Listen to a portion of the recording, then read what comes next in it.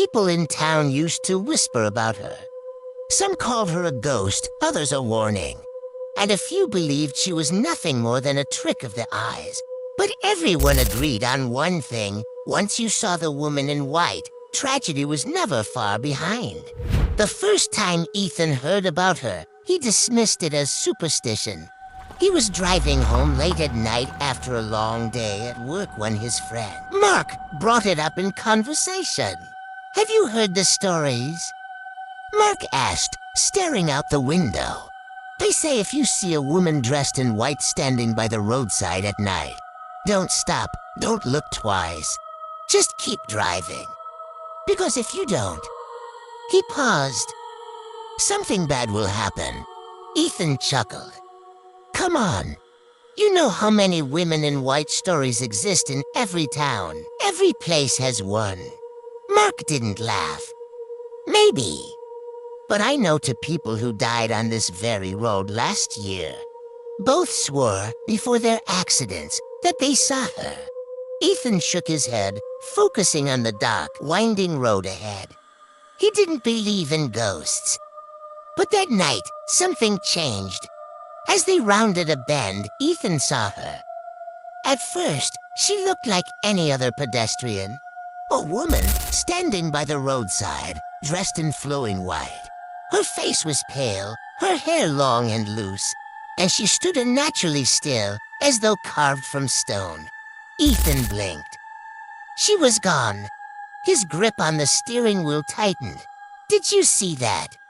he asked quickly. Mark's voice dropped. "The woman." Ethan's mouth went dry. He didn't answer. He pressed harder on the accelerator, eager to leave the spot behind. But the road ahead seemed longer, darker, heavier. Minutes later, a truck suddenly swerved into their lane. Ethan jerked the wheel, narrowly missing it. The truck's headlights flashed across his windshield before it disappeared into the night. His heart pounded in his chest. Silence filled the car. Both men breathed hard, the weight of what almost happened sinking in. Mark finally whispered, "That's how it begins."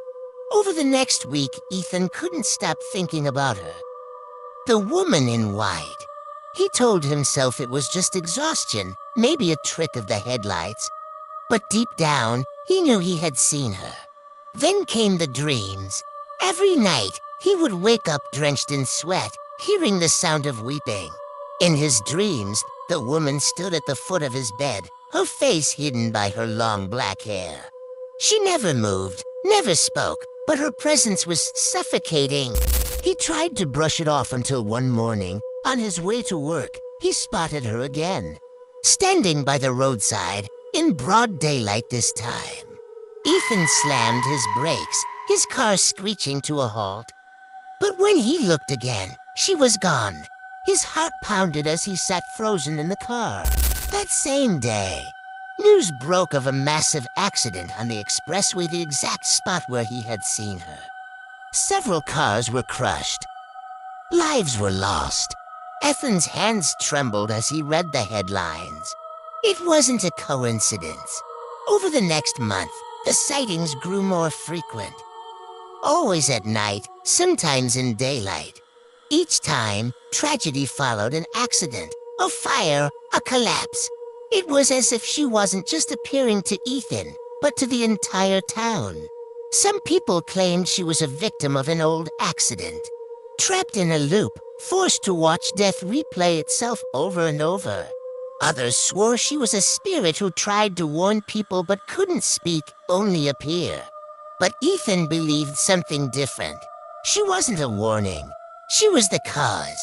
One night, he finally gathered the courage to confront her.